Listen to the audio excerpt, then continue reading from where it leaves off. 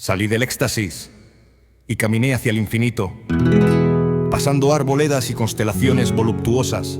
Aprendí el dialecto estelar y hablé con la tierra protuberante y sus raíces gramaticales. Aprendí la división irracional del universo y la multiplicación de las estrellas. Cada día y cada noche sobre mis pasos quedaban las huellas luminosas de mis manos y mis huesos. A mi derecha, el Homo sapiens. A mi izquierda, Copérnico y las nuevas teorías del hombre plano.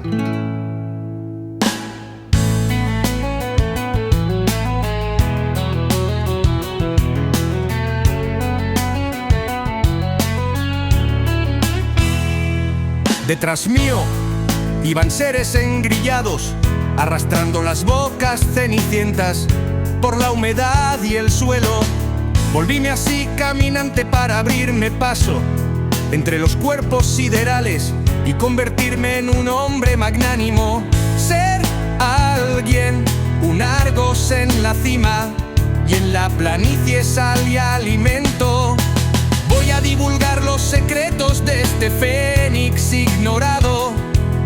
Diré del engranaje de la máquina galáctica y de este motor tiempo que se llama álgebra o poesía. A mi izquierda, Copérnico y las nuevas teorías del hombre plano.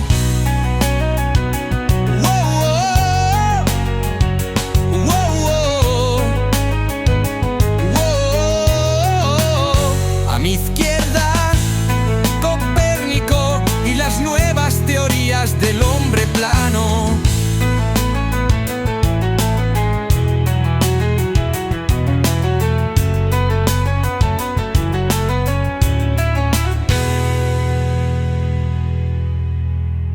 Voy a divulgar los secretos de este fénix ignorado.